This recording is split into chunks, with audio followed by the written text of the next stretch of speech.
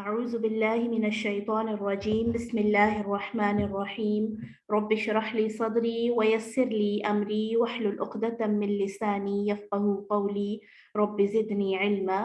سورة الأنعام آية نمبر 91 وما قدر الله حق قدره إذ قالوا ما أنزل الله على بشر من شيء، اور لوگوں نے اللہ کی قدر نہیں کی جیسے اس کی قدر کرنے کا حق تھا. ایک مطلب یعنی اس آیت کو الگ سے بھی بہت دفعہ کوٹ کیا جاتا ہے اور ہم سب کے حسب حال بھی ہے کہ لوگوں کو اللہ کی قدر و منزلت، اللہ کا جو سٹیٹس ہے، اللہ کی جو شان ہے، اس کے مطابق لوگوں نے اللہ کی قدر پہچانی نہیں ہے. اور یہ یقیناً ہم سب لوگوں کے لیے بھی ایک ریمائنڈر ہے کہ جس قدر شان و شوکت والا ہمارا رب ہے، جتنی عظیم الشان طاقتوں والا ہمارا پیارا رب ہے، ہم اس کی اس طرح سے قدر نہیں کرتے، اس کو پہچانتے نہیں ہیں.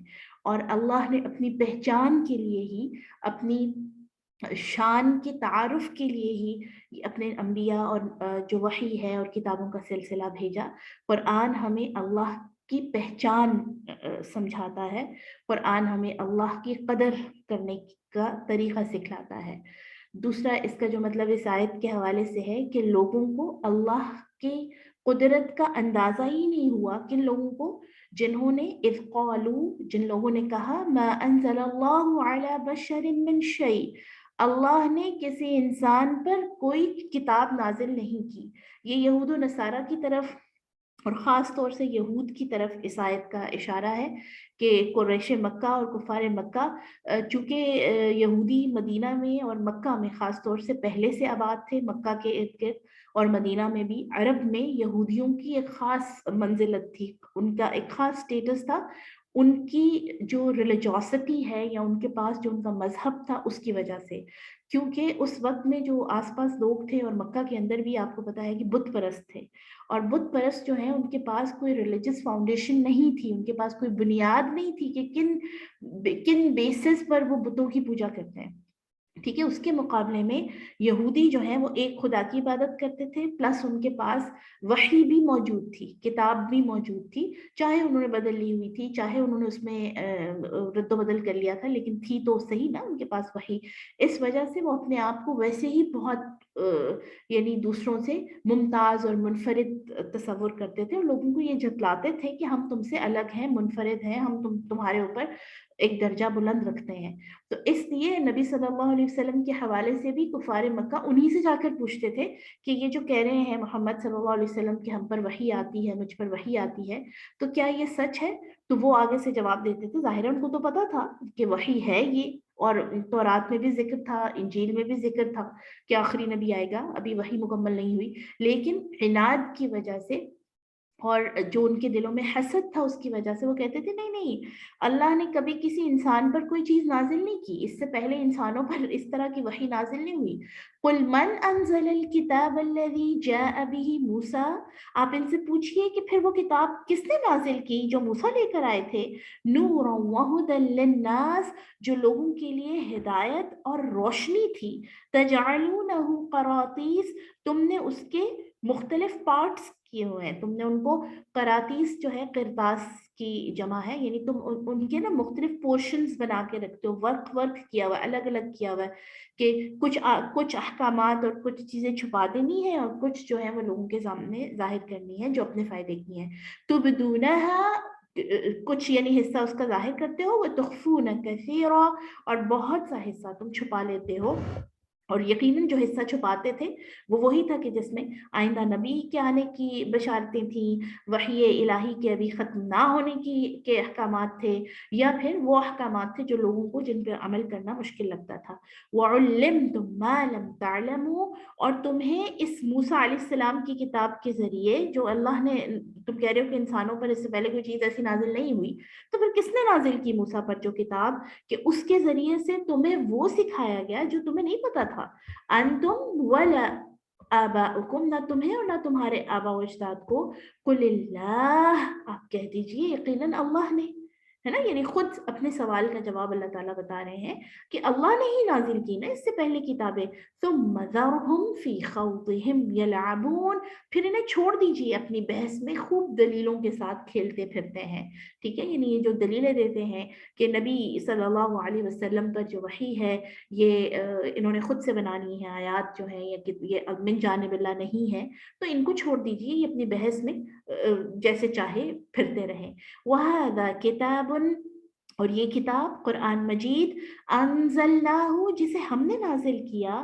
اس کی دلیل کیا ہے کہ اس کو ہم نے نازل کیا؟ مبارکن، کہ یہ برکت والی کتاب ہے. اس سے برکتیں اللہ جی اس کے ذریعے سے برکتیں دیتے ہیں. ہم نے جب اپنا یہ آغاز کیا تھا تفسیر القرآن کا، تو میں نے قرآن کے کچھ ناموں کا ایکسپلین کیا تھا، وہ لیکچر موجود ہے میرے خیال میں انٹروڈکشن ٹو قرآن کے نام سے، کہ کس طرح سے قرآن کے نام جو ہیں وہ قرآن کی حیثیت کو ڈیفائن کرتے ہیں. اور ان میں ایک نام جو قرآن مجید کا ہے وہ مبارک ہے. یہ کتاب برکت والی ہے اور اس کے ذریعے سے برکت دی جاتی ہے. ابن قیم الجوزیہ کہتے ہیں کہ جس نے بھی اپنے آپ کو قرآن سے منسلک کر لیا کسی بھی طرح سے، اس کو برکت عطا کی گئی، اس کے مال میں، اس کی زندگی میں، اس کے کاموں میں. اسی طرح جب ہم حدیث مبارکہ اپنے سامنے رکھتے ہیں کہ خیرکم من تعلم القرآن وعلمہ، تم میں سب سے زیادہ خیر والے وہ لوگ ہیں، ہے نا، خیر والے بابرکت وہ لوگ ہیں، تم میں سب سے زیادہ اچھائی کرنے والے وہ لوگ ہیں کہ جو قرآن کو سیکھتے ہیں اور سکھاتے ہیں. تو وہ جو خیر ہے اس سے اس آیت کو اس حدیث کے ساتھ آپ کنیکٹ کر کے سمجھ سکتے ہیں کہ قرآن سے خیر ملتی ہے. یہ ایسی بابرکت کتاب ہے کہ اس سے ہم خیر ہی خیر لیتے ہیں، برکت ہی برکت ریسیو کرتے ہیں اور پھر اس کو سپریڈ کرتے ہیں. قرآن سے روشنی لے کر جس نے بھی قرآن سے روشنی لی وہ خود بھی روشن ہوا، سبحان اللہ. اور یہ ہو نہیں سکتا کہ پھر وہ اپنی اس روشنی سے دوسروں کے دلوں کے اندھیروں کو یا دوسروں کی زندگیوں کے اندھیروں کو روشنی میں نہ بدل دے. یہ اتنی مبارک کتاب ہے. اور آپ دیکھیے کہ جن لوگوں پر یہ نازل ہوئی تھی، جن لوگوں پر اتاری گئی تھی، کیسے اللہ سبحانہ و تعالیٰ نے اس قرآن کی برکت سے ان کو کچھ بھی نہیں تھے نا. یعنی جو عرب کے لوگ تھے وہ انسیولائزڈ کاؤنٹ ہوتے تھے، وہ ایسے لوگ تھے کہ جن کو پوری جو دنیا کے اندر باقی سیولائزیشنز تھیں ان کو بدو کہتے تھے.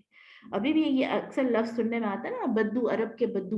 تو یہ وہ لوگ تھے جو بہت سادہ لوگ تھے، بھیڑ بکریاں چرانے والے لوگ تھے، کہیں ان کا نام نہیں تھا زمانے میں. لیکن اس کتاب کے ساتھ جڑتے ہی اللہ نے ان کو وہ برکتیں عطا کی کہ وہ پوری دنیا کے اوپر ان کا جو ہے وہ ایک طرح سے غلبہ ہو گیا، اور قیامت تک یہ غلبہ قائم رہے گا انشاءاللہ. مصدق الذی، اور دوسری دلیل کہ یہ کتاب تصدیق کرنے والی ہے، بین یدیہ، اس سے پہلے جو کتابیں تھیں ان کی. قرآن مجید کا ایک بڑا حصہ ابھی تک آپ دیکھیے ہم تقریباً 7 سپارے پڑھ چکے ہیں، اور اس میں آپ نے یقیناً یہ محسوس کیا ہوگا کہ ایک بڑا پورشن، ایک بڑا حصہ یہود کے بارے میں ہے، نصارہ کے بارے میں ہے، پچھلے لوگوں کے بارے میں ہے. پچھلے لوگوں کے ذریعے سے ہمیں سب سکھایا جا رہا ہے، ہمیں بتایا جا رہا ہے کہ تم پہلے اور انوکھے لوگ نہیں ہو جو دنیا میں ابھی آئے ہو، اس سے پہلے لوگ نہیں تھے. اس سے پہلے بہت ساری قومیں آئیں، اور ان میں سے جن لوگوں نے اللہ کے طریقے کے مطابق اپنی زندگیوں کو ڈھال لیا، جنہوں نے اللہ کے بتائے ہوئے طریقے کے مطابق اپنی زندگیاں بسر کی، وہ کامیاب ہو گئے. اور جو اس سے ہٹ گئے، اللہ کے بتائے ہوئے راستے سے دور ہو گئے، وہ پھر دنیا میں بھی ناکام ہوئے اور آخرت میں بھی ناکام ہوئے. آپ فرعون کی مثال لے لیں، دنیا میں بھی اس کا آپ دیکھیں جو اس کا اینڈ تھا، انجام تھا، کتنا ہولناک ہے نا. اس کے سارے ماننے والے اور اس کے آس پاس جو لوگ تھے ان کو پتہ چل گیا کہ ناکام آدمی ہے نا. کامیابی تو وہ ہوتی ہے نا جو آخر تک رہے.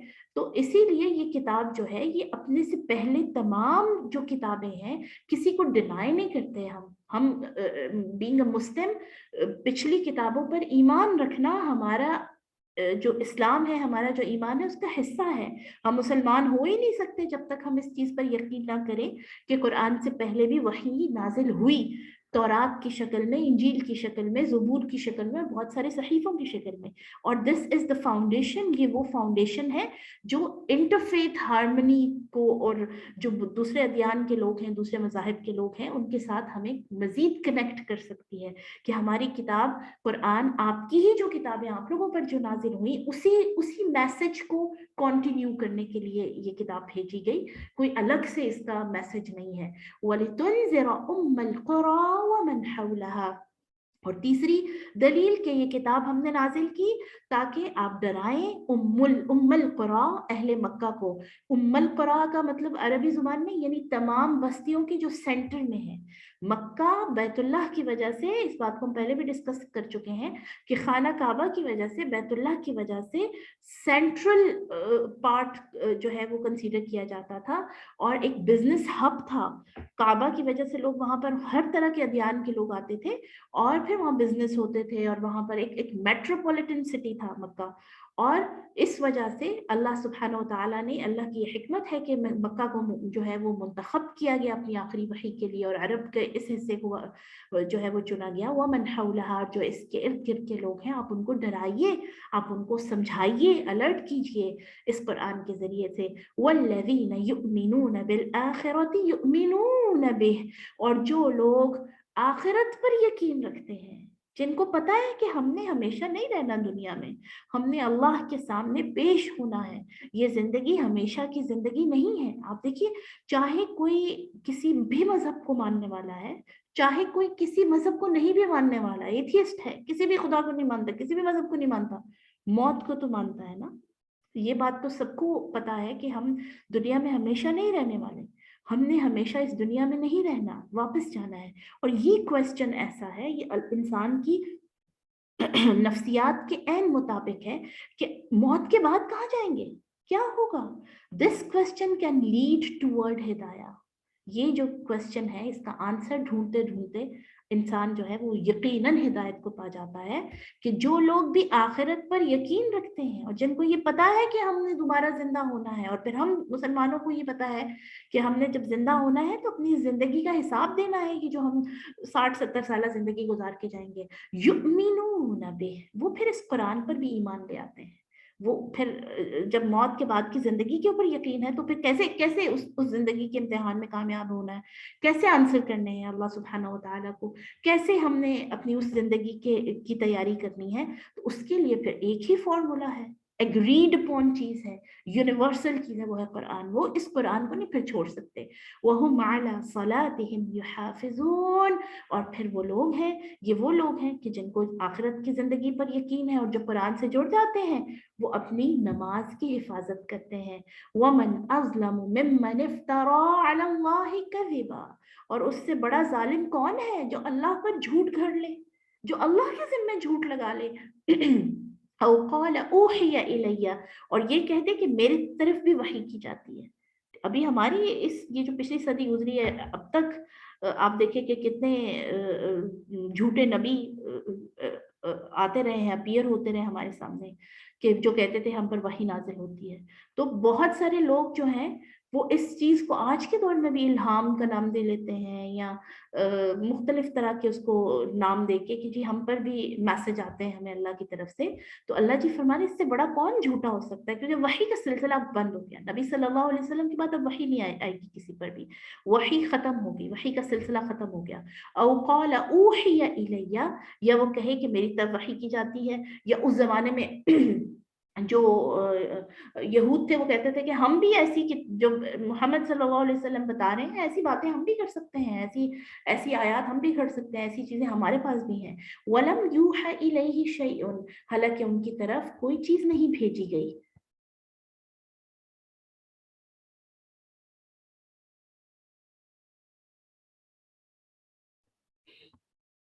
ومن قال, اور اس سے زیادہ ظالم کون ہے جو کہے سأنزل مثل ما انزل اللہ, کہ میں بھی جلدی اس طرح کی کوئی چیز لے کر آؤں گا یا نازل کروں گا, یا میری طرف سے وہ چیز نکلے گی جو اللہ نے نازل کی, قرآن یعنی.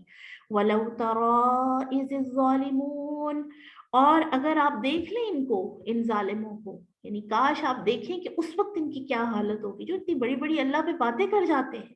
فی غمرات الموت، جب یہ موت کی سختیوں میں ہوں گے، جب ان کے جسم کا اور روح کا جو تعلق ہے وہ ٹوٹنے والا ہوگا اور وہ اس قدر سخت ہوگا ان کے اوپر.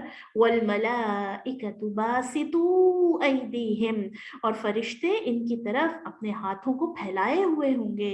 اخرجوا انفسکم، اور ان کو کہیں گے اپنی جانیں خود نکالو. تم تو کہتے تھے ہم پہ وحی بھی آتی ہے، ہم سارے کام کر لیں گے، یہ قرآن تو کوئی انوکھی چیز نہیں ہے، ہم بھی اس طرح کی باتیں کر سکتے ہیں. اللہم انی اعوذ بک من غمرات الموت وسکرات الموت، اللہ تعالیٰ ہمیں موت کی سختیوں سے بچائے اور موت کے وقت کی تکلیفوں سے بچائے. اللہ تعالیٰ ایمان کی حالت میں آسانی والی اور رحمت والی موت ہم سب کو نصیب کرے. اخرجوا انفسکم، فرشتے ان سے کہیں گے اپنی جانیں خود نکالو آج. الیوم تجزون عذاب الہون، آج تمہیں رسوائی والے عذاب کا بدلہ دیا جائے گا. آج تمہیں جو کام تم کرتے رہے ہو، جو کچھ کہتے رہے ہو، اس کے بدلے میں اب یہ ذلت چکھو. بما کنتم تقولون علی اللہ غیر الحق، اس وجہ سے جو تم اللہ کے ذمے وہ باتیں لگاتے تھے جو کہ ناحق تھیں، غلط تھیں. وَكُنْتُمْ عَنْ آيَاتِهِ تَسْتَكْبِرُونَ، اور تم اس کی آیات کے سامنے تکبر کرتے تھے. تکبر کیا ہے آیات کے سامنے؟ کہ اللہ کے اس کلام سے اپنے علم کو زیادہ فضیلت دینا، اپنے علم کو زیادہ سمجھنا، یہ سمجھنا کہ ہمارے پاس جو نالج ہے یا ہمیں جن باتوں کا پتہ ہے وہ کافی ہے زندگی گزارنے کے لیے. علماء کہتے ہیں کہ قرآن کو پڑھنے کی اور سمجھنے کی کوشش نہ کرنا، خواہش نہ رکھنا بھی تکبر ہے قرآن کے سامنے. یعنی وہ لوگ جو قرآن کو نہ ہی پڑھتے ہیں، نہ سمجھتے ہیں، نہ اس کی کوشش کرتے ہیں، نہ اس کی خواہش رکھتے ہیں، در حقیقت وہ اس کیٹیگری میں آتے ہیں کہ وہ قرآن کے سامنے تکبر کر رہے ہیں. اللہ کا اتنا بڑا کلام، اللہ کا یہ جو زندہ کلام ہے، یعنی جس کے بارے میں ہم کو یہ یقین ہے کہ اس میں ایک زبر زیر کی، ایک ڈاٹ کی، ایک نقطے کی تبدیلی نہیں ہوئی، اس کے باوجود ہمارا اس کے ساتھ اتنا فور گرانٹیڈ سا تعلق ہے، اتنا ہمارا لاپرواہی والا تعلق ہے. دل کیا تو پڑھ لیا، نہ دل کیا تو چھوڑ دیا. ہماری زندگیوں کو قرآن اورینٹڈ ہونا چاہیے، ہماری زندگیاں قرآن کے گرد گھومنی چاہیے. کیا گھومتی ہیں؟ ہماری زندگیوں کے مقصد، ہمارے صبح شام، ہمارے تمام تر جو معاملات ہیں وہ قرآن سے کی ہدایت کے گرد گھومنے چاہیے، قرآن کے احکامات سے روشنی لے کر حل ہونے چاہیے. کیا ایسا ہوتا ہے؟ نہیں ہوتا. تو پھر یہ جو کیٹیگری ہے جن کے بارے میں یہاں بات ہو رہی ہے کہ جو قرآن کا مذاق اڑاتے تھے، اس کو وہ والی اہمیت نہیں دیتے، ان کو پھر موت کی سختیاں برداشت کرنی پڑیں گی. اور ان کو اس وقت فرشتے کہیں گے کہ یہ ذلت تمہارے لیے اس وجہ سے دی گئی، یا اب تمہارے اوپر جو عذاب ہے وہ اس وجہ سے آ رہا ہے کہ ایک تو تم اللہ کے ذمے وہ باتیں لگاتے تھے جو کہ جھوٹ تھی، خود سے بنا لیتے تھے دین کو، اپنی زندگی کو اپنے بنائے ہوئے پیٹرنز پہ سیٹ کرنا، اور دوسرا اللہ کے قرآن کے سامنے، اس کی آیات کے سامنے تکبر کرنا. وَلَقَدْ جِئْتُمُونَا فُرَادًا، اور اب تو تم ہمارے پاس اکیلے ہی آ گئے ہو، اور تحقیق تم ہمارے پاس اکیلے آ جاؤ گے، اکیلے آ گئے ہو. کما خلقناکم اول مرہ، جیسے ہم نے تمہیں اکیلا ہی پیدا کیا تھا. ہے نا؟ کتنے جنجال پال لیے ہم نے اپنی زندگی میں. اکیلے آئے تھے، اکیلے چلے جائیں گے. جو بھی جتنا بھی کر رہے ہیں، جو کما رہے ہیں، جو جس کے اوپر اپنی قوتیں لگا رہے ہیں، ساری ایفرٹس کر رہے ہیں، کیا وہ ساری چیزیں ہمارے ساتھ جائیں گی؟ کیا وہ ہمیں اپنی اگلی زندگی میں فائدہ دیں گی؟ کیا ہماری ساری ایفرٹس اس کیٹیگری یا اس معیار کے مطابق ہوتی ہے کہ ہم وہ کام کریں جس کے ہمیں دنیا میں بھی فائدے اور آخرت میں بھی فائدے ہوں؟ یعنی مسلمان کی جو اس کا جو اسٹیٹ آف مائنڈ ہے یا اس کی زندگی کا جو مقصد ہے وہ آخرت کو سامنے رکھ کر ہوتا ہے، آخرہ اورینٹڈ ہونا چاہیے. کیوں؟ کیونکہ اکیلے ہی چلے جانا اللہ کے پاس، پھر کوئی چیز ساتھ نہیں جانی سوائے اعمال جو صالح اعمال کیے. وَتَرَكْتُمْ مَا خَوَّلْنَاكُمْ وَرَاءَ ظُهُورِكُمْ، اور تم تو چھوڑ آئے ہو جو بھی ہم نے تمہیں دیا تھا اپنے پیچھے دنیا میں، ساتھ تو کچھ بھی نہیں لے کے آئے. جن چیزوں کے لیے، جس اولاد کے لیے، جس مال کے لیے، جس زندگی کو شاندار بنانے کے لیے تم ساری زندگی قرآن کو اور اللہ کے دین کو ایک سائڈ پہ رکھ کر کھپائیاں کرتے رہے ہو، کھپتے رہے ہو، کوششیں کرتے رہے ہو، دھکے کھاتے رہے ہو، تمہارے ساتھ تو کوئی بھی نہیں آیا. وَمَا نَرَى مَعَكُمْ شُفَعَاءَكُمْ، اور ہم تمہارے ساتھ تمہارے کوئی سفارشی بھی نہیں دیکھ رہے، الَّذِينَ زَعَمْتُمْ، جن کے بارے میں تمہیں یہ لگتا تھا أَنَّهُمْ فِيكُمْ شُرَكَاء، کہ وہ تمہاری زندگیوں کے فیصلوں میں شریک ہیں، کہ جن کے جو تمہیں بخشوا لیں گے، جو تمہاری مدد کر دیں گے آخرت میں، جن کے بارے میں تمہیں یہی یقین تھا، یہ وہ لوگ جن کو تم نے خدا سے زیادہ، اللہ سے زیادہ اہمیت دی، جن کو تم نے اپنے رب سے زیادہ پریفر کیا، کیوں؟ کیونکہ تمہیں لگتا تھا کہ انہی سے ہماری دین دنیا ہے، انہی سے ہماری آخرت ہے. کہاں ہے وہ سارے؟ کوئی بھی نہیں ہے نا ساتھ. لقد تقطع بینکم، البتہ تحقیق کٹ گیا تمہارے درمیان تعلق. وضل عنکم ما كانوا تزعمون، ما کنتم تزعمون، اور گم ہو گئے تم سے وہ سب سہارے جن کے بارے میں تم گمان کرتے تھے کہ یہ تمہیں سپورٹ کریں گے. مجھے تو لگتا ہے دنیا میں ہی یہ والی کیفیت شروع ہو جاتی ہے. ایسے ہی ہے نا، کبھی مشکل آ جائے، کوئی مصیبت آ جائے تو سارے پلٹ کے دیکھیں تو کوئی بھی ساتھ نہیں ہوتا. تو یہ ہے وہ دنیا اور اس کی حقیقت کہ جس کے لیے ہم اپنے اتنے پیارے اللہ کو پیچھے کر دیتے ہیں، جس کی وجہ سے اس دنیا میں عزت بنانے کے لیے اور اس دنیا کے سٹیٹس کے لیے اور سوسائٹی میں اپنے آپ کو جو ہے وہ عزت دار بنانے کے لیے ہم اپنے دین کو سٹیک پر لگا دیتے ہیں، اپنے دین کو کمپرومائز کر دیتے ہیں. ہم سمجھتے ہیں کہ یہ سارے لوگ ہمیں دنیا میں بھی سپورٹ کریں گے اور آخرت میں بھی، حالانکہ یہ سب سے پہلے آپ سے دور ہو جاتے ہیں. سارے رشتے، اس میں اولاد بھی ہے، ماں باپ بھی ہیں، آپ کے بہن بھائی بھی ہیں، شوہروں کے لیے ان کی بیویاں، ہر وہ رشتہ جس کے لیے آپ نے اللہ کو پیچھے کر دیا. لا طاعت لمخلوق فی معصیت الخالق، مخلوق کی اطاعت ہے ہی نہیں اللہ کو ناراض کر کے. یعنی اللہ کو ناراض کر کے مخلوق کو راضی کرنا یہ ناجائز ہے، یہ حرام ہے، اور ہم یہ کرتے ہیں. اور اللہ جی پھر آپ کو اور مجھے یہ یاد کروا رہے ہیں کہ جن کے لیے یہ سب کر رہے ہو، آخرت میں تو کوئی بھی تمہارے ساتھ نہیں ہوگا، موت کے وقت تو کوئی بھی تمہارے ساتھ نہیں ہوگا، موت کے بعد بھی تمہارے ساتھ کوئی نہیں ہوگا. ان اللہ فالق الحب والنوى، بے شک اللہ پھاڑنے والا ہے دانے کو اور گٹلی کو. کیسے؟ آپ دیکھیے بیج ایک بوتا ہے، ایک سیڈ جو ہے وہ ڈالا جاتا ہے زمین کے اندر، کیسے وہ پھٹ کر زمین کے کتنی ساری لیئرز کو پھاڑ کر وہ جو دانہ ہے وہ باہر اس سے پودا نکلتا ہے. سبحان اللہ، یہ اللہ کرنے والا ہے. یخرج الحی من المیت، وہ زندہ کو مردہ سے نکالتا ہے. وہ مخرج المیت من الحی، اور مردہ کو زندہ سے. ذالکم اللہ، یہ ہے اللہ تعالیٰ. تم اللہ کو ڈھونڈ رہے ہو، تمہیں نشانیاں چاہیے، تمہیں معجزے چاہیے، تم اپنے ارد گرد دیکھو یہ سب کچھ کرنے والا کون ہے؟ اللہ. فَأَنَّا تُؤْفَكُونَ، تو پھر تم کہاں پھیرے جاتے ہو، کہاں پھر رہے ہو، کہاں اللہ سے دور ہو کر ٹھوکریں کھا رہے ہو؟ فَالِقُ الْإِصْبَاحِ، پھاڑنے والا رات کے اندھیرے سے اور نکالنے والا صبح کو. وَجَعَلَ اللَّيْلَ سَكَنًا، اس نے رات کو سکون کا باعث بنایا، ریلیکسیشن کا سورس بنایا. رات کو پورا دن بھی آپ سوتے رہیں، اگر آپ رات کی نیند نہیں لیتے، اس کے بدلے میں آپ پورا دن سوتے رہیں، وہ والی فریشنس نہیں آ سکتی آپ کے اندر. اور اب تو اس کے اوپر بہت ساری ریسرچز بھی ہیں کہ جو رات کے پہلے حصے کی نیند ہے آپ اس میں بے شک بہت تھوڑی نیند بھی اگر لیتے ہیں، 9 سے 10 بجے سے رات کا پہلا حصہ شروع ہو جاتا ہے، اور 2 بجے تک، یعنی 10 سے 2 بجے تک کا جو ٹائم ہے یہ پیک ٹائم ہوتا ہے، جس میں ہماری باڈی جو ہے اس نے ریفریش ہونا ہوتا ہے، اپنے سارا سسٹم جو ہے اس نے فریش ہونا ہوتا ہے. اگر آپ اس ٹائم پہ بے شک 2 گھنٹے بھی نیند لے لیتے ہیں، آپ فریش ہو جائیں گے، آپ ریلیکس ہو جائیں گے. لیکن اگر یہ والا ٹائم گزر گیا اور اس کے بعد آپ چاہے سارا دن سوتے رہیں، تو وہ جو ایک نقاہت ہے اور جو سستی ہے اور جو ایک طبیعت کے اوپر اداسی اور کسل مندی سی چھائی رہتی ہے، وہ نہیں ختم ہوتی. تو یہ اللہ جی فرما رہے ہیں کہ ہم نے رات کو تمہارے لیے سکون کا باعث بنایا. ہر چیز دیکھے گردش رک جاتی ہے، زمین کی ہر چیز رک جاتی ہے.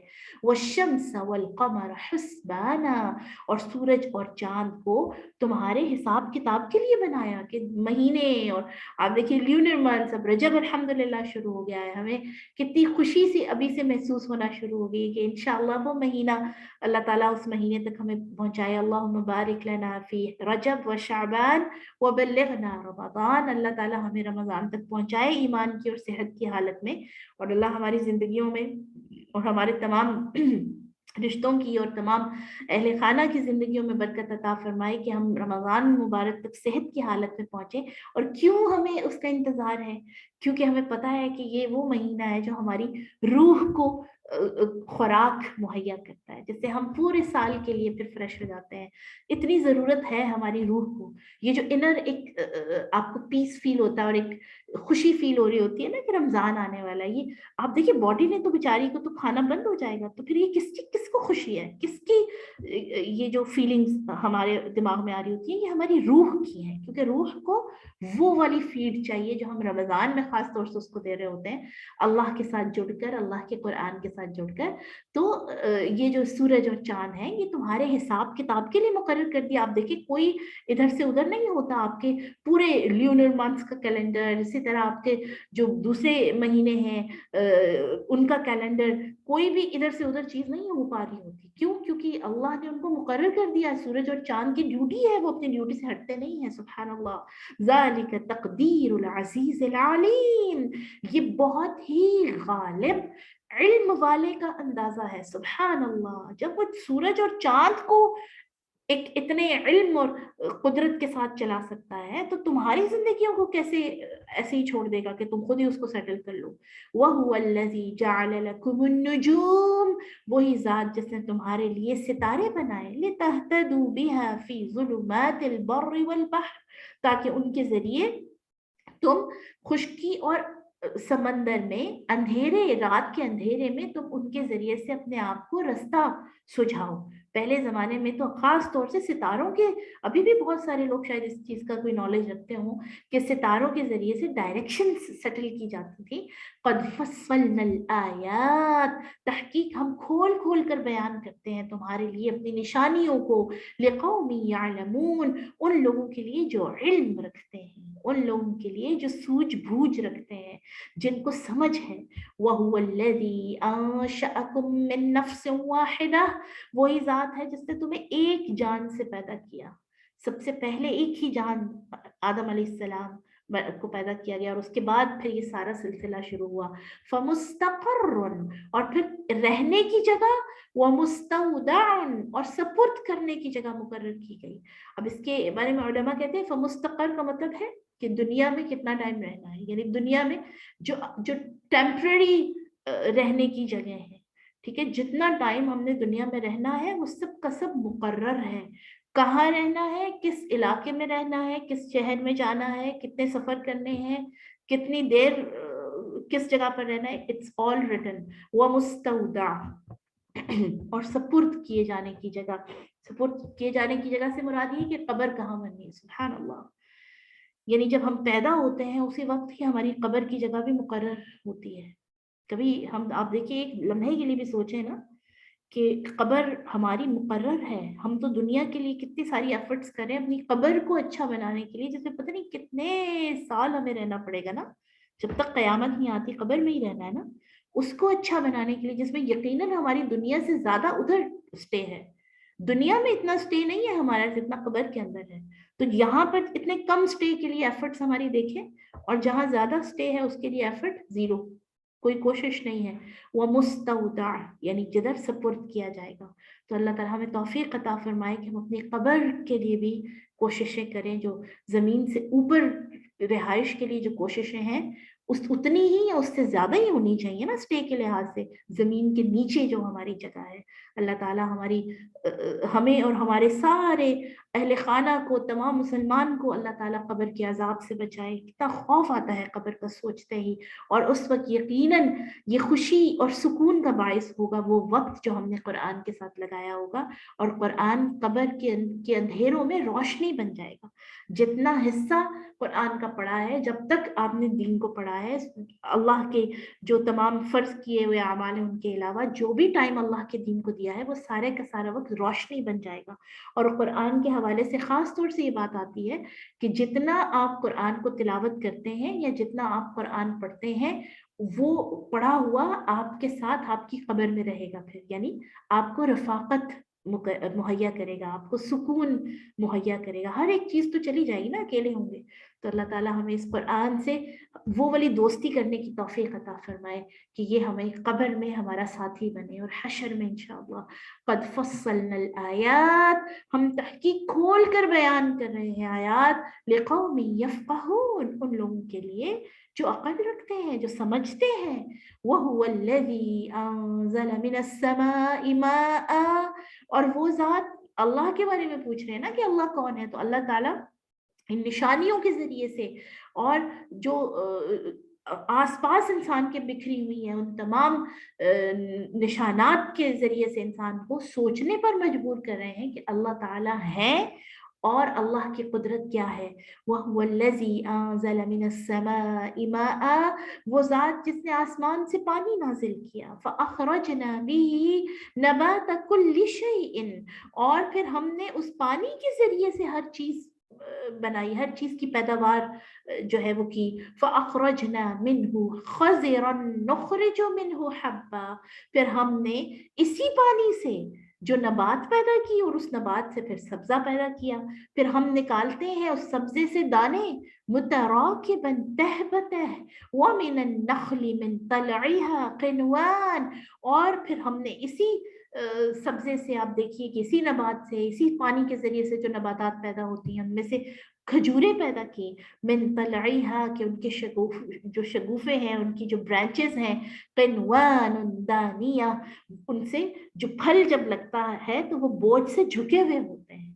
ٹھیک ہے، اب اگر کبھی اس کھجور کے درخت کو دیکھیے کہ جس پہ پورا فروٹ آیا ہوا ہو تو اس کے جو اس کی برانچز ہیں وہ وزن سے جھکی ہوئی ہوتی ہیں، زمین کی طرف رخ کر لیتی ہیں۔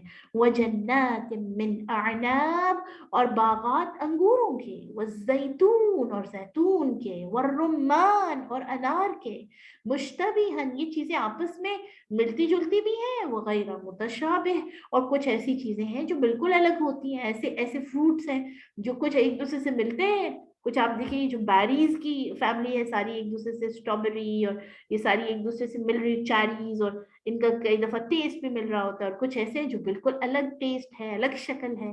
انظروا الی ثمرہ، ذرا غور تو کرو اس پھل کے اوپر، یعنی جب ان درختوں پر جب یہ پھل دیتے ہیں، اذا اثمر، جب اس کے اوپر پھل آتا ہے، وینعہ، اور اس کے پکنے پر، سبحان اللہ، انسان کر سکتا ہے یہ؟ کبھی بھی نہیں۔ کون کر رہا ہے یہ؟ کتنی بھی آپ دیکھیں ٹیکنالوجی میں ہم آگے چلے جائیں، یہ سارے کام نیچر کے اوپر ہے۔ ایک دم سے آپ دیکھیے سیلاب آ جاتے ہیں، ایک دم سے تباہ ہو جائیں ساری چیزیں، کوئی روک سکتا ہے ان کو؟ کوئی بھی نہیں۔ یہ تم دیکھو تو صحیح ذرا، کیسی نشانیاں تمہارے رب نے تمہارے آس پاس سبحان اللہ بکھیری ہوئی ہیں، کہ تم جب بھی تمہیں شیطان بہکائے، جب بھی تمہارا دماغ ادھر سے ادھر ہو تو فوراً دھیان اللہ کی قدرت کی طرف چلا جائے۔ کیا ہم اپنے ایمان کو اتنا مضبوط پاتے ہیں؟ کیا ہمارے ایمان کا یہ حالت ہے کہ ہم اس سارے پروسیس میں، یہ جب سبزی یا پھل جو ہے یہ لگتا ہے، بیج لگتا ہے، پھر پودا بنتا ہے، پھر درخت بنتا ہے، پھر اس کے اوپر فروٹس آتے ہیں، پھر وہ فروٹس پکتے ہیں، اس ساری چیز کو ریلیٹ کر سکے اللہ سبحانہ و تعالیٰ سے؟ کیا ان ساری چیزوں کے ذریعے سے ہمارا ایمان مضبوط ہوتا ہے، فریش ہوتا ہے؟ ان فی ذالکم لآیات، بے شک ان ساری چیزوں میں تمہارے لیے نشانیاں ہیں، لقوم یؤمنون، کن لوگوں کے لیے؟ سارے لوگ دیکھ رہے ہیں نا، ساری دنیا میں یہ چیزیں سب کے سامنے ہیں، لیکن نشانیاں کن کے لیے ہیں؟ کون ہے جو اللہ کی طرف رجوع کرتا ہے؟ وہ لوگ جن کے دلوں میں ایمان ہے، جو ایمان رکھتے ہیں، جن کے دلوں میں عقیدہ ہے توحید کا۔ وَجَعَلُوا لِلَّهِ شُرَكَاءَ الْجِنَّ، اور لوگوں نے تو اللہ کے ساتھ جنوں کو بھی شریک کر دیا۔ لوگ یہ کہنے لگ پڑے کہ اللہ کے کام جو ہیں وہ جنوں کے ذریعے سے ہوتے ہیں۔ وَخَلَقَهُمْ، اور آج بھی آپ دیکھیے کہ بہت سارے جگہوں پر آپ کو سننے میں مل رہا ہوتا ہے کہ جن موکل ہوتے ہیں اور وہ یہ کام کر رہے ہوتے ہیں اور وہ انسانوں کی مدد کرتے ہیں، یا فلاں جو ہیں وہ بزرگ بہت پہنچے ہوئے ہیں کیونکہ ان کے موکل ہیں جن۔ جن کون ہے بھائی؟ اللہ کی مخلوق ہے، ہم سے جیسے ہم مجبور مخلوق ہیں، جیسے ہماری لمٹ ہے ایک، جیسے ہماری زندگی اور موت کا ایک دائرہ ہے، سملرلی جنات کا بھی ہے. وہ کوئی ایکسٹرا آرڈینری کریشن نہیں ہے اللہ سبحانہ وتعالیٰ کی، ہماری طرح کے ہیں. یعنی ان کی جو تخلیق ہے، ہمیں مٹی سے پیدا کیا گیا، ان کو آگ سے پیدا کیا گیا. لیکن وہ جو کوئی خدا نخواستہ اللہ کے جو کام ہے، جن کو جو صرف اللہ کے حوالے سے ہمارا ایمان ہونا چاہیے، یہ بالکل ایسا پاسبل نہیں ہے کہ یہ سوچے کہ جنات وہ سارے کر سکتے ہیں کام. وَخَلَقَهُمْ، حالانکہ اللہ نے ان کو پیدا کیا. They were created by Allah سبحانہ وتعالیٰ.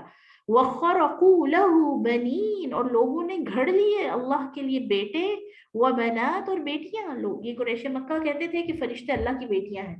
اسی طرح یہود کہتے تھے کہ عزیر جو ہیں وہ اللہ کے بیٹے ہیں. اور اسی طرح آپ کو پتہ ہے کہ عیسائی کیا کہتے ہیں کہ عیسیٰ علیہ السلام نعوذ باللہ اللہ کے بیٹے ہیں بغیر علم، حالانکہ ان کو کوئی علم نہیں ہے اس بات کا. سبحانہ، پاک ہے اللہ کی ذات ان تمام چیزوں سے. وتعالی، اور بہت بلند ہے. عما یصفون، ان تمام چیزوں سے جو لوگ اس کے لیے بیان کرتے ہیں. بدیع السماوات والارض، بغیر نمونے کے آسمان اور زمین کا پیدا کرنے والا. وداؤٹ اینی سیمپل، موجد ہے، بغیر نمونے کے پیدا کرنے والا ہے. انا یکون لہ ولد، کیسے ہو سکتی ہے اس کی کوئی اولاد. ولم تکن لہ صاحبہ، حالانکہ اس کی کوئی بیوی نہیں. وخلق کل شیء، اور اس نے ہر چیز کو پیدا کیا. اس کی اولاد کوئی نہیں ہے لیکن اسی نے ہر چیز کو پیدا کیا. وہو بکل شیء علیم، اور وہ ہر چیز کو خوب جانتا ہے. ذالکم اللہ ربکم، یہ ہے اللہ تمہارا رب. لا الہ الا ہو، نہیں ہے کوئی بھی معبود مگر وہی، اس کے علاوہ کوئی الہ نہیں، کوئی معبود نہیں. اور پیچھے ذکر کی گئی تمام اگر ہم نشانیوں کو سامنے رکھیں تو کوئی بھی رازق نہیں، کوئی بھی خالق نہیں، کوئی بھی وہاب نہیں، کوئی پیدا کرنے والا نہیں، کوئی مشکل سے نکالنے والا نہیں، کوئی تمہیں نفع دینے والا نہیں، کوئی نقصان دینے والا نہیں سوائے اللہ کے. لا الہ، الہ کی انڈرسٹینڈنگ سمجھنے کے لیے جو اللہ کے 99 نیمز ہیں ان کو سامنے رکھیں. جو 99 نام ہمیں بتائے کہ اللہ کے اس کے علاوہ بھی بہت سارے نام ہیں، لیکن خاص طور سے جو بتا دیے گئے یا جو ذکر کیے گئے 99 نام قرآن میں، ان کو سامنے رکھی. الہ کی ڈیفینیشن میں سارے وہ نام، اللہ کی ذات، صفات، اللہ کے اسماء، سارے کے سارے اس میں آ جاتے ہیں. تو اگر ہمارا کہیں دماغ میں ذرا سی بھی رمق ہے اس بات کی کہ اللہ نے سب کچھ کرنا لیکن فلاں بھی کر سکتے ہیں، یا ان کے تھرو بھی ہو سکتا ہے، یا ان کو راضی کر کے اللہ کو راضی کرنا یا اللہ سے مانگنا آسان ہے، جلدی ہو سکے گا، تو یہ اس توحید کے عقیدے کے خلاف ہے. لا الہ الا ہو، یہ وہ بات ہے جس کے گرد ہماری ایک مومن کی ساری زندگی ریوالو کرتی ہے کہ اللہ کے علاوہ کوئی معبود نہیں. خالق کل شیء، ہر چیز کا پیدا کرنے والا وہ ہے. نبیوں کو اس نے پیدا کیا، جنات کو اس نے پیدا کیا، فرشتوں کو اس نے پیدا کیا، ہر ایک مخلوق کو، ہر ایک چیز کو اس نے پیدا کیا. تو جو چیز پیدا کی گئی ہے وہ خالق تو نہیں ہو سکتی نا پھر، ہے نا. یا خالق والی کیٹیگریز میں اس کو لے کر آنا، یا خالق والی کوالٹیز اس کے اندر فائنڈ آؤٹ کرنا، یہ عقل مندی تو نہیں ہوگی نا پھر. فَاعْبُدُوهُ، پھر تم اسی کی عبادت کرو، اسی کی بندگی کرو، عبد، غلامی کرو اسی کی صرف. کیوں دوسروں کے غلام ہوئے پھرتے ہو؟ کیوں دوسروں کے سامنے خود کو جھکا لیتے ہو؟ صرف اللہ کے بندے بن جاؤ، اللہ کی عبادت کرو. وَهُوَ عَلَى كُلِّ شَيْءٍ وَكِيلٌ، وہی ہے جو ہر چیز کا کارساز ہے. لا تدرکہ الابصار، یہ آنکھیں اسے نہیں دیکھ سکتی. جو ہماری یہ جو آنکھیں ہیں اس جسم کا جو حصہ ہے یہ اللہ کو نہیں دیکھ سکتی. وَهُوَ يُدْرِكُ الْأَبْصَارَ، اور وہ تمام نظروں کو، اور نظریں جا کہاں رہی ہیں، ان نظروں کے پیچھے نیتیں کیا ہیں، ان سب کو پا لیتا ہے. اس کو ان ساری چیزوں کا پتہ ہے. اس کے بارے میں لا تدرکہ الابصار کے حوالے سے علماء کہتے ہیں یعنی انسانی آنکھ سے اللہ کو دیکھنا ممکن ہی نہیں ہے. یہ نہیں ہو سکتا کہ اس انسانی آنکھ سے ہم اللہ کو دیکھیں. اسی لیے پھر یہ کہا جاتا ہے, حضرت عائشہ رضی اللہ تعالی عنہا سے روایت ہے کہ جس شخص نے بھی یہ دعویٰ کیا کہ نبی صلی اللہ علیہ وسلم نے شب معراج میں اللہ تعالیٰ کو آنکھوں سے دیکھا ہے, اس نے قطعاً جھوٹ بولا ہے. ٹھیک ہے, یعنی یہ کہنا کہ آپ صلی اللہ علیہ وسلم نے اللہ سبحانہ و تعالیٰ کو ڈائریکٹ دیکھا, یہ بات غلط ہے. یہ صحیح بخاری کی حدیث ہے جو میں نے آپ کے سامنے رکھی ہے. ٹھیک ہے, اور ہاں یہ ہے کہ آخرت میں انشاءاللہ, آخرت کی زندگی میں اللہ کا دیدار ہوگا. اللہ تعالیٰ اپنا جو اپنی ذات ہے وہ مومنین کو دکھائیں گے. اور سورہ قیامہ میں جیسے اللہ سبحانہ وتعالیٰ فرماتے ہیں وجوہ یومئذ ناظرہ, اس دن کتنے چہرے چمکدار ہوں گے, الی ربہا ناظرہ, اپنے رب کی طرف دیکھ رہے ہوں گے خوشی سے. یعنی یقیناً وہ لوگ جو نجات پا جائیں گے, اللہم اجعلنا منہم, اللہ ہمیں ان میں سے کرے, وہ لوگ جو جنت میں چلے جائیں گے, جو اللہ کی رضامندی کے حقدار ہوں گے, وہ دیکھ سکیں گے. ٹھیک ہے, اور اللہ وہو یدرک الابصار, وہ آنکھوں کو دیکھ لیتا ہے. دنیا میں آپ ایک لمحے کے لیے سوچیں, کتنے سارے انسان, جانور, جنات, اور پھر وہ ساری آنکھیں کاؤنٹ کرے, کاؤنٹ لیس ہے نا, کاؤنٹ ہی نہیں کر سکتے ہم. اللہ کو پتا ہے کس کی نگاہیں کہاں ہیں, کون کن نگاہوں سے کس کو دیکھ رہا ہے. اس میں پھر یہ جو فاعبدوہ والی بات جو ہے یہ بھی اس میں آ جاتی ہے. تب ہم امید سے, جو امید اللہ کی ذات سے ہونی چاہیے, اس امید سے ہم جب انسانوں کو دیکھ رہے ہوتے ہیں تو اچھا لگتا ہے یہ اللہ کو؟ پھر بالکل بھی نہیں نا. اللہ سبحانہ و تعالیٰ, دیکھیے یہ کتنی بری بات ہے. اسی لیے تو آپ پیچھے پڑھ کے آئے نا, ان کے سب سے بڑا جو ظلم ہے وہ شرک ہے. ان اللہ لا یغفر ان یشرک بہ, اللہ اس چیز کو کبھی بھی معاف نہیں کریں گے کہ اس کے ساتھ شریک ٹھہرایا جائے. باقی گناہ معاف ہو جائیں گے, شرک معاف نہیں ہوگا.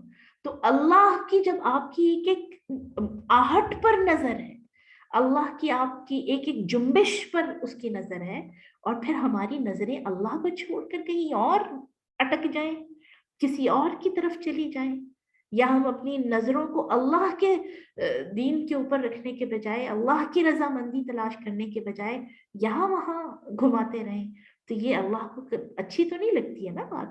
وَهُوَ اللَّطِيفُ الْخَبِيرُ, وہ بڑا ہی باریک بین ہے, خوب خبردار ہے, باخبر ہے کہ کون کیا کر رہا ہے.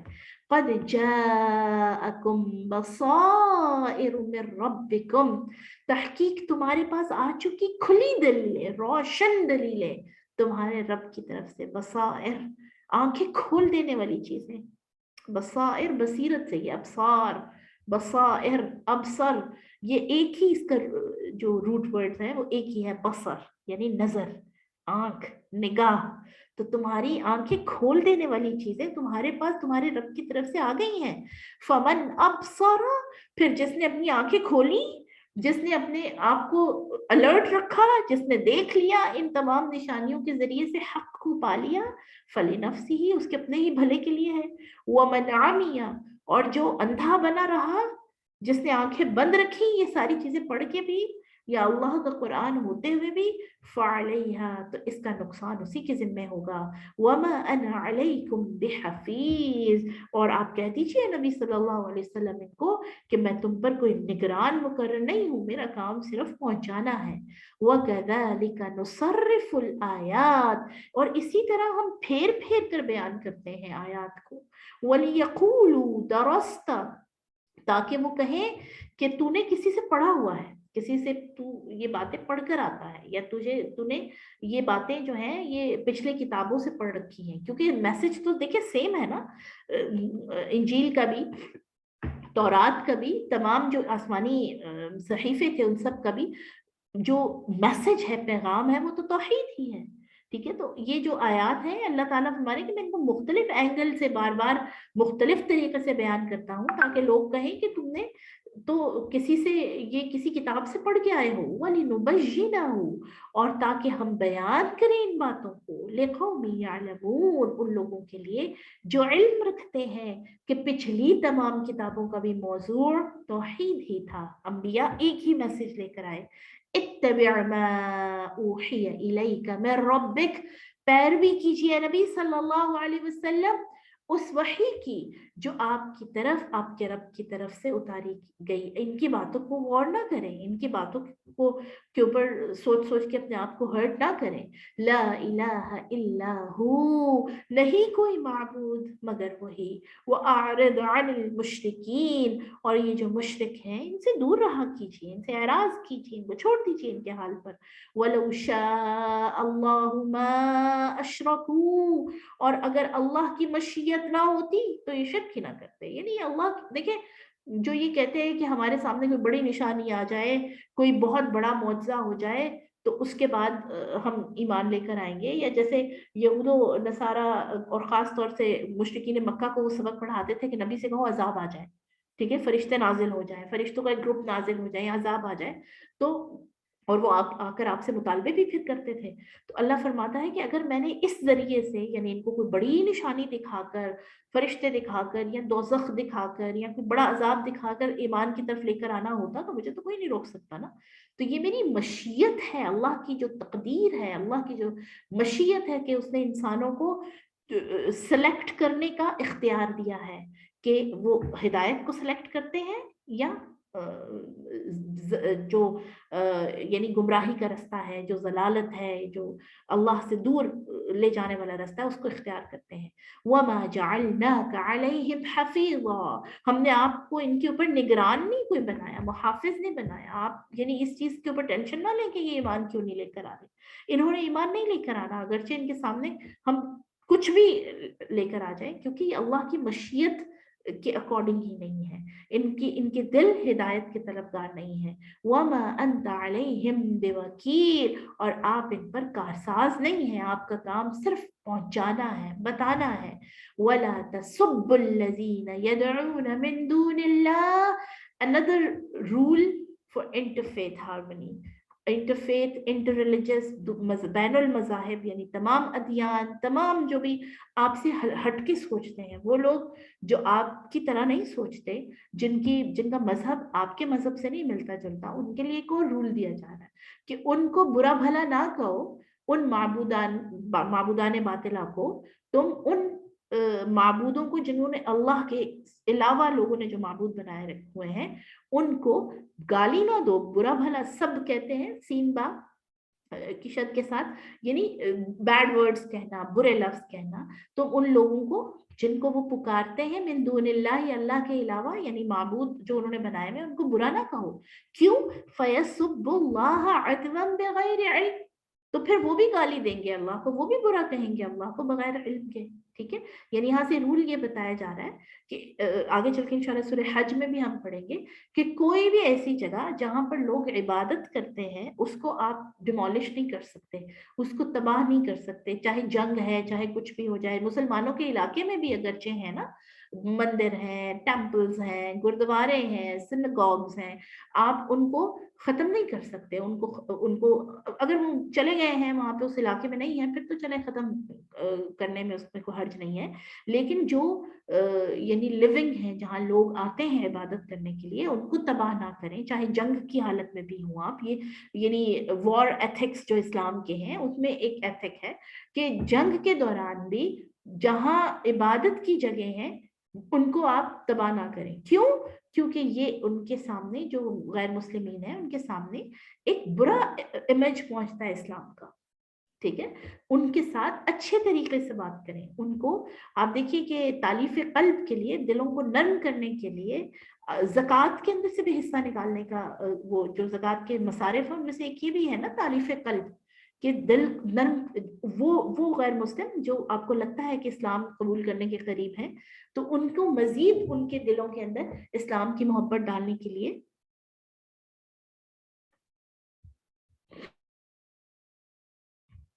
اسلام کی طرف ان کو مائل کرنے کے لیے آپ ان کو صدقات یا ان کی مالی طور پر بھی ان کو جو ہے وہ مدد دے سکتے ہیں تاکہ وہ دین کی طرف مائل ہوں. اور کو جا کے آپ ان کو گالیاں دیں. اور جو ہمارے پچھلے عرصے میں ہمارے ملک میں ہوا ہے کہ جی نبی صلی اللہ علیہ وسلم کو نعوذ باللہ اس نے برا کہا تو ان کو اس لیے مار دیا گیا پکڑ کے. آپ دیکھیے کہ کتنا بڑا ایک برا امیج پہنچا اسلام کا, نہ چاہتے ہوئے بھی کیا. کیوں؟ کہ نبی صلی اللہ علیہ وسلم کی محبت میں. لیکن پیغام کیا پہنچا کہ مسلمان تو بہت برے ہیں. है ना। तो उन लोगों को जिन्होंने अल्लाह के अलावा माबूद बनाए हुए हैं उनको गाली गलौज ना करो, बुरा ना कहो, क्योंकि फिर वो भी अल्लाह के लिए ऐसे ही अल्फाज इस्तेमाल करेंगे। कज़ालिका ज़य्यन्ना, इसी तरह हमने मुज़य्यन कर दिए, सजा संवार कर रख दिए, लिकुल्ली उम्मतिन अमलहुम, हर उम्मत के लिए उनके अमल। यानी ये इंसान की नेचर है कि जो वो कर रहा होता है उसको लगता है हम ही ठीक कर रहे हैं, हम ही सीधे रास्ते पर हैं। सुम्मा इला रब्बिहिम, फिर अपने रब की तरफ, मरजिउहुम, सबने लौट कर जाना है, सबका लौटना है, वापस उसी की तरफ जाना है। फयुनब्बिउहुम बिमा कानू यामलून, फिर अल्लाह उनको बताएगा, उनको खबर देगा कि जो काम वो कर रहे थे वो अच्छे काम है या नहीं। व अक़समू बिल्लाहि जहद ऐमानिहिम, और उन्होंने कसमें खाई अल्लाह की, पक्की वाली कसमें, लइन जाअतहुम आया, कि अगर उनके पास कोई बड़ी निशानी आ जाए, कोई वाज़ेह निशानी आ जाए, ऐसी चीज आ जाए कि जो यानी एक्स्ट्रा ऑर्डिनरी हो, आम हालात से अलग हो, लयुमिनुन्न बिहा, तो वो जरूर उसके ऊपर ईमान ले आएंगे, जरूर उसको यानी उसके जरिए से अल्लाह के ऊपर ईमान लेकर आ जाएंगे। ये आता है रिवायात में कि कुफारे मक्का ने एक दफा ये मुतालबा किया था कि सफा पहाड़ जो है ना, सफा पहाड़ था जिस पे चढ़ के नबी सल्लल्लाहु अलैहि वसल्लम ने ईमान की दावत भी दी थी मुशरिकीन को, कि अगर ये सोने का बन जाए ना, हमारे देखते देखते ये गोल्ड का बन जाए, तो हम सारे के सारे ईमान लेकर आ जाएंगे। यानी ऐसे अजीबो गरीब उनके मुतालबे होते थे। कुल इन्नमल आयातु इंदल्लाह, आप कह दीजिए बेशक सारी की सारी निशानियां अल्लाह के पास हैं। वमा युशइरुकुम, और वो तुम्हें खुद आगाह करेगा, और जो वो तुम्हारे सामने लेकर आता है, जिसके थ्रू तुम्हें यानी मौजज़ात के अलावा तुम्हारे आसपास जो चीजें बिखरी हुई हैं, ये भी तो अल्लाह की तरफ से है ना। अन्नहा इज़ा जाअत, बेशक जब कोई वाज़े निशानी आ भी जाए उनके पास, ला युमिनून, वो ईमान नहीं लेकर आएंगे फिर भी। यानी ये ऐसे हैं कि जो ये चाहते हैं और ये समझते हैं कि कोई बहुत एक्स्ट्रा ऑर्डिनरी काम इनके सामने हो तब अल्लाह को माने, कोई बहुत बड़ी चीज हो जाए तब ये अल्लाह को मानेंगे। हालांकि जब अल्लाह को जिसने मानना है, जिसका दिल हिदायत की तरफ है, उसके लिए तो इनफ ऑलरेडी निशानियां जमीन में मौजूद हैं, और ये सारी जो पीछे अल्लाह ने बयान की। वनुक़ल्लिबु अफ़इदतहुम व अब्सारहुम, और हम उनके दिलों को और उनकी निगाहों को फेर देंगे, कमा लम युमिनू बिही अव्वल मर्रा, जैसे वो इस पर पहली दफा ईमान नहीं लेकर आए। यानी अगर दोबारा भी कोई बड़ी निशानी आ जाए तो उनके दिल और उनकी आंखें फिर भी ईमान की तरफ, ईमान लाने की नीयत से उस निशानी को नहीं देखेंगी। वनज़रुहुम फी तुग़यानिहिम यअमहून, और इनकी इस हट धर्मी की वजह से, इस बगावत की वजह से, इस इनाद की वजह से हम उन्हें उनकी तुग़यानी में, उनकी सरकशी में भटकने के लिए छोड़ देंगे।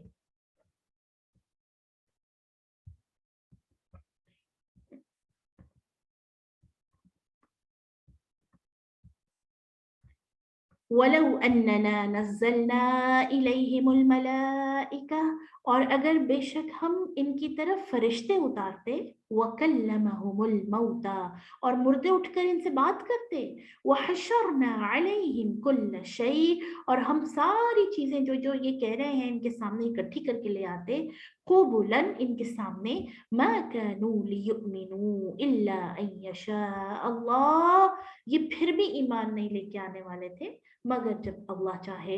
वलाकिन्न अक्सरहुम यजहलून, और इनके ज्यादा जाहिल हैं, अक्सर इनके जाहिल हैं, ला इल्म है। वकज़ालिक जअलना लिकुल्लि नबिय्यिन अदुव्वा, और इसी तरह हमने हर नबी के लिए दुश्मन बनाए, शयातीन अल इंसी वल जिन, जिन्नों और इंसानों के शैतान। यानी इंसानों के लिए भी शैतान होते हैं, इंसानों में से भी शैतान हैं और जिन्नों में से भी हैं। हर वो जान जो है वो शैतान की मद में आती है या उस जुमरे में आती है जो अल्लाह के अहकाम से तकब्बुर बरते, जो अल्लाह के अहकामात की नाफरमानी करे, ٹھیک ہے، اور پھر اس نافرمانی کو پھیلانے کی ایفرٹ کرے. تو ہر نبی کے ساتھ انسانوں نے بھی آپ دیکھیں مخالفت کی، اور شیطان تو ہے ہی مخالف. والجن، اور جنات میں سے بھی. یوحی بعضهم الی بعض، وہ ایک دوسرے کے طرف باتیں جو ہے وہ بھیجتے ہیں. یوحی یعنی وحی کرتے ہیں یا دل میں ڈالتے ہیں. جو وحی کا اصل مطلب یہ ہے لفظ کا دل میں بات ڈالنا. تو ایک دوسرے کے دلوں میں زخرف القول غرورا، دھوکہ دینے کے لیے عجیب و غریب باتیں ایک دوسرے کے دلوں میں ڈالتے ہیں، القاء کرتے ہیں. جو جنوں اور انسانوں کے شیطان ہوتے ہیں، یہ ایک دوسرے کو دھوکے کی طرف لانے کے لیے بڑی انسپائرنگ باتیں بھی کرتے ہیں. ایسی ایسی دلیلیں، ایسی ایسی باتیں کہ جو بڑی مطلب اس وقت کے لیے لوگوں کو بڑی لبھاتی ہیں، بڑی اچھی لگ رہی ہوتی ہیں. کہ آپ دیکھیے چھوٹی سی زندگی ہے، آپ نے اکثر یہ چیزیں سنی ہوں گی کہ کس کو پتا ہے کل کیا ہوگا، کون جانتا ہے آخرت ہے بھی یا نہیں، کس کو پتا ہے موت کے بعد کیا ہوگا. تو اپنی اس چھوٹی سی زندگی کو انجوائے کریں. جو چھوٹی سی زندگی ہے اس میں کیوں اتنی ساری لمیٹیشنز کے اندر اپنے آپ کو باندھ کے رکھنا، اور ڈوز اینڈ ڈونٹس کو فالو کرتے رہنا، اور اسی طرح اور بہت ساری چیزیں. یعنی یہ کون باتیں ڈالتا ہے؟ شیطان، اور انسانوں کے شیطان اور جنوں کے شیطان، یہ ایک دوسرے کے دلوں میں یہ چیزیں ڈالتے ہیں. وَلَوْ شَاءَ رَبُّكَ مَا فَعَلُوا، اور اگر اللہ چاہتا، آپ کا رب چاہتا تو یہ کام نہ کر سکتے. فَذَرْهُمْ وَمَا يَفْتَرُونَ، پھر آپ ان کو چھوڑ دیجئے اور ان جھوٹی باتوں کو بھی چھوڑ دیں جو یہ گھڑتے ہیں. یعنی اللہ کی مشیت ہے. اللہ کی مشیت اور اللہ کی رضا دو الگ الگ چیزیں ہیں. اللہ کی رضا یعنی اللہ کی خوشی کس میں ہے کہ لوگ ہدایت کے مطابق کام کریں، اور اللہ کی مشیت یعنی اللہ کے جو لاز ہیں کہ ہر کسی کو ایک سرٹن لمٹ دی ہوئی ہے، اس سے پہلے اس کو نہیں پکڑنا، اس سے پہلے اس کو موت نہیں دی جاتی، اس سے پہلے اس کو سزا اور عذاب نہیں دیا جاتا. ٹھیک ہے، وہ اس دی ہوئی ڈھیل میں، اس دی ہوئی مہلت میں جو جس طرح سے کام کر رہا ہے، یہ اللہ کی مشیت کے مطابق ہے. اگر اللہ چاہتا تو ان کو فوراً سے عذاب کا شکار بنا دیتا، اگر اللہ چاہتا تو فوراً ان کو دنیا سے ختم کر دیتا، سارے ایمان والے ہی رہ جاتے. لیکن یہ اللہ کا ماڈل ہے، ایک اللہ کی سنت ہے، اللہ کا رول ہے کہ لوگوں کو ہدایت اور ضلالت یا گمراہی دونوں چیزیں دکھا کر چھوڑ دیا گیا کہ اب یعنی اسی پر تو چیک ہے کہ کون کس راستے کو اختیار کرتا ہے. وَلِتَصْغَىٰ إِلَيْهِ أَفْئِدَةُ الَّذِينَ لَا يُؤْمِنُونَ بِالْآخِرَةِ، اور تاکہ مائل ہوں ان باتوں کی طرف. کون سی باتیں؟ جو لوگ شیطان جو دلوں میں ڈالتا ہے، اور لوگ ان باتوں کو پھر بہت زیادہ اٹریکٹ ہوتے ہیں ان باتوں کی طرف، تاکہ ان لوگوں کے دل ان باتوں کی طرف اٹریکٹ ہوں. لا یؤمنون بالآخرہ، جو آخرت پر ایمان نہیں لاتے، یعنی جن کے دلوں میں آخرت کا ایمان ہے، جن کو یہ پتا ہے کہ ہم نے رب کے سامنے جانا ہے اور حساب کتاب دینا ہے، وہ پھر ان ساری جو زخرف القول ہے، ملمہ کی ہوئی باتیں، بڑی اٹریکٹیو باتیں، وہ باتیں جو آپ کو کھینچ لیتی ہیں، پھانس لیتی ہیں، ہدایت سے دور کر دیتی ہیں، پھر وہ ان کی طرف مائل نہیں ہوتے. وَلِيَرْضَوْهُ، اور تاکہ وہ اللہ کو راضی کریں اس سے. وَلِيَقْتَرِفُوا مَا هُمْ مُقْتَرِفُونَ، اور وہ لوگ، اور تاکہ وہ کر لیں جو دنیا میں وہ کام کرنے والے ہیں. أَفَغَيْرَ اللَّهِ أَبْتَغِي حَكَمًا، کیا اللہ کے علاوہ میں تلاش کروں کوئی فیصلہ کرنے والا ہے. نبی صلی اللہ علیہ وسلم آپ ان سے کہیے جو کہتے ہیں کہ کوئی بڑا ہمارے سامنے ایکسٹرا آرڈنری چیز لے آئے، کوئی غیر معمولی معجزہ کرے، صفا پہاڑ کو سونا بنا دیں، یا کوئی مردہ اٹھ کے ہم سے بات کرے، تو کیا میں اللہ کے علاوہ کوئی فیصلہ کرنے والا تلاش کروں؟ کیونکہ اللہ تو جب چاہے گا تو یہ سارے کام کرے گا. وَهُوَ الَّذِي أَنزَلَ إِلَيْكُمُ الْكِتَابَ مُفَصَّلًا، وہی ذات ہے جس نے تمہاری طرف یہ کتاب تفصیلاً بھیجی. یعنی یہ ایسی کتاب ہے جس میں ہر چیز کی تفصیل ہے، ہر چیز کو کھول کر بیان کیا ہوا ہے. وَالَّذِينَ آتَيْنَاهُمُ الْكِتَابَ، اور وہ لوگ جن کو ہم نے یہ کتاب دی ہے. یعنی کیسے دی ہے؟ یعنی وہ اس کے اوپر ایمان رکھتے ہیں. کتاب دینے کا مطلب یہ ہے یعنی وہ اس کتاب کے اوپر یقین کرتے ہیں کہ یہ اللہ کی طرف سے ہے. یعلمون، ان کو علم ہے، انہ منزل من ربک، کہ یہ آپ کے رب کی طرف سے نازل کرتا ہے، یہ کتاب آپ کے اللہ کی طرف سے اتاری گئی ہے، بالحق، حق کے ساتھ. فلا تکونن من الممترین، پھر آپ ہرگز شک اور شبہ کرنے والوں کے ساتھ نہ ہو. وَتَمَّتْ كَلِمَةُ رَبِّكَ صِدْقًا وَعَدْلًا، اور مکمل بات ہے آپ کے رب کی سچ اور انصاف کے ساتھ. لا مبدل لکلماتہ، کوئی اس کے ان کلمات کو نہیں بدل سکتا، اس کے رولز کو، اس کی سنتوں کو کوئی نہیں بدل سکتا، اس کے حکم کو کوئی نہیں بدل سکتا. وَهُوَ السَّمِيعُ الْعَلِيمُ، اور وہ خوب سننے والا، جاننے والا ہے. وَإِن تُطِعْ أَكْثَرَ مَنْ فِي الْأَرْضِ يُضِلُّوكَ عَنْ سَبِيلِ اللَّهِ، اور اگر آپ اطاعت کریں گے زمین میں زیادہ لوگوں کی، یعنی میجورٹی کی، یضلوک عن سبیل اللہ، وہ آپ کو اللہ کے رستے سے بھٹکا دیں گے. یعنی majority is not authority in case of Islam. زیادہ جو ہیں لوگ وہ کبھی بھی اسلام کی طرف نہیں ہوں گے. آپ کے ارد گرد آپ دیکھیے کتنے لوگ، اتنے سارے لوگ ہیں اس وقت کہ جو ہمارے آس پاس، جن کو نالج ہوتا ہے، جن کو پتا ہوتا ہے کہ اس وقت میں ایک قرآن کا لیکچر ہو رہا ہے، یا فلاں جگہ پہ قرآن پڑھا جا رہا ہے، یا فلاں جگہ پر آپ جا کے اللہ کا دین سیکھ سکتے ہیں. لیکن پھر یہ کیوں ہوتا ہے کہ بہت تھوڑے سے چنے ہوئے لوگ آتے ہیں، بہت تھوڑے سے جو ہیں وہ لوگ اللہ کے رستے پر ہوتے ہیں. کیوں؟ کیونکہ یہ اللہ کی طرف سے قدرت ہے، یہ اللہ کی طرف سے عطا کی گئی توفیق ہے. اور زیادہ لوگ آپ نہیں دیکھیں گے ہدایت کی طرف. اتھارٹی جو آج کل یہ کہا جاتا ہے نا، majority is authority, no it's not authority. کیوں؟ کیونکہ بہت تھوڑے لوگ ہیں جو دین کے اوپر ہوں گے، جن کو اللہ کی طرف سے، جن کے اوپر جن کو توفیق مل گئی ہدایت کی. ان یتبعون الا الظن، یہ وہ لوگ ہیں، یعنی میجورٹی وہ لوگ ہیں جو اپنے گمانوں کے پیچھے چلتے ہیں، جو اپنی خواہشات کے پیچھے چلتے ہیں. وَإِنْهُمْ إِلَّا يَخْرُصُونَ، اور وہ قیاس آرائیاں کرتے ہیں. یعنی ایک سرٹن سورس آف نالج کو، ایک یقینی علم کو، یقینی علم کون سا ہے؟ جس کے اندر غلطی کی گنجائش نہیں ہے، قرآن مجید، اس کو چھوڑ کر، قرآن و سنت کو چھوڑ کر، جو اپنی عقلوں کی اور آس پاس جو رائج چیزیں ہیں، رواج ہیں، ٹریڈیشنز ہیں، کسٹمز ہیں، مختلف فلاسفیز ہیں، جو ان کی پیروی کرتے ہیں. یہ وہ لوگ ہیں کہ اگر آپ ان کے پیچھے چلیں گے تو یہ آپ کو اللہ کے رستے سے دور کر دیں گے. ان ربک هو اعلم من يضل عن سبیلہ، بے شک آپ کا رب خوب جانتا ہے کہ کون اس کے رستے سے بھٹکا ہوا ہے.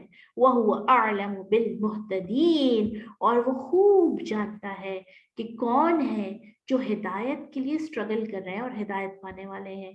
فَكُلُوا مِمَّا ذُكِرَ اسْمُ اللَّهِ عَلَيْهِ، پس کھائیے آپ اس میں سے جس میں اللہ کا نام لیا گیا ہے. ان کنتم بآیاتہ مؤمنین، اگر آپ اللہ کی آیات پر، اللہ کی نشانیوں کے اوپر ایمان لانے والے ہیں، یقین کرنے والے ہیں.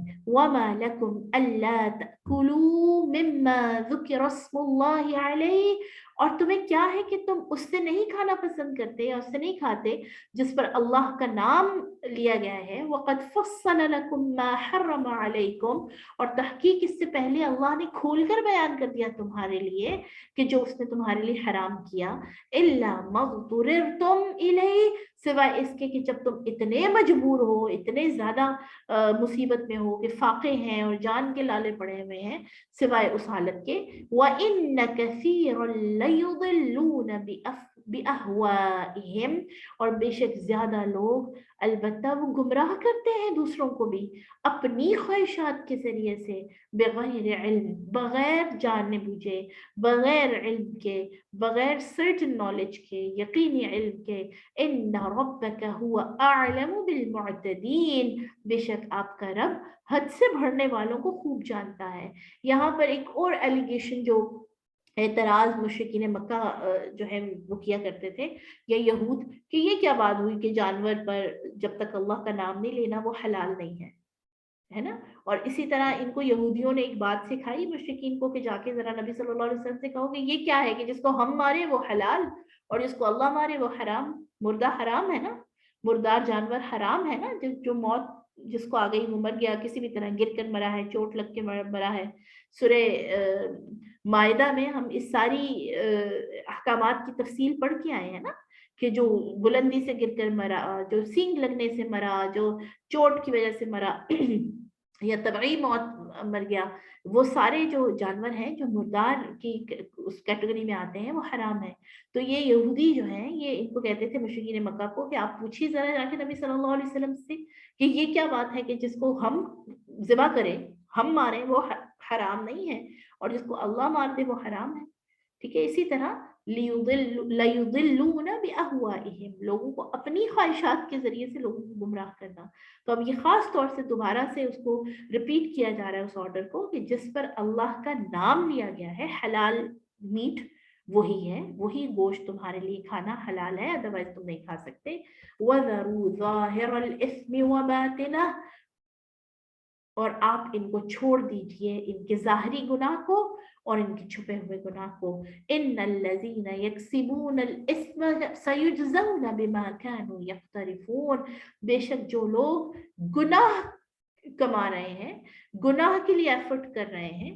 گناہ کمانا پڑتا ہے نا، جیسے دیکھیں نیکی کماتے ہیں اسی طرح گناہ کمانا پڑتا ہے. ایفرٹس ہے نا، آپ کس طرف لے کے جا رہے ہیں اپنی ایفرٹس کو.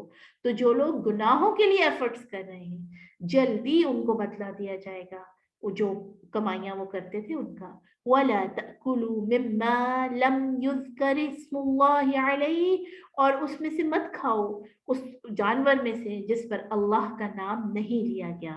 وَإِنَّهُ لَفِسْقٌ، بے شک یہ گناہ ہے. اور اب تو میڈیکل سائنس کے تھرو بھی ہم اس چیز کو انڈرسٹینڈ کر سکتے ہیں کہ جو اسلام کا سلاٹرنگ وے ہے، ذبح کرنے کا طریقہ ہے، اس میں انسانوں کے لیے کتنا زیادہ فائدہ ہے. آپ دیکھیں کتنا زیادہ وہ مفید ہے وہ طریقہ، کیونکہ اس سے سارا جو بلڈ ہے، ٹاکسک بلڈ ہے، سارا جو خون ہے جانور کا، وہ اس کے شہرت کے راستے وہ نکل جاتا ہے اور جسم میں پھیلتا نہیں ہے.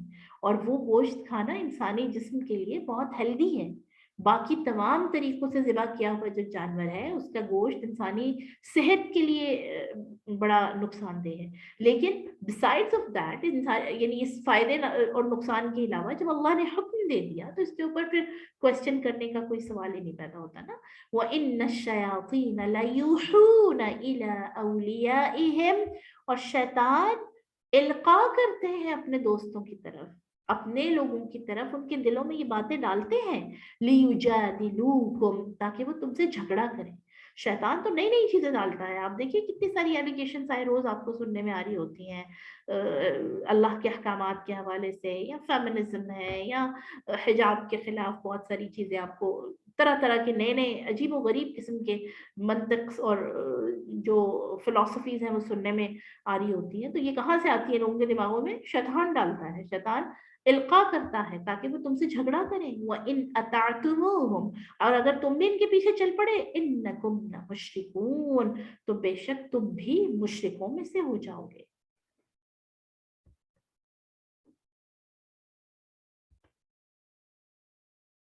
سبحانك اللهم وبحمدك نشهد أن لا إله إلا أنت نستغفرك ونتوب إليك.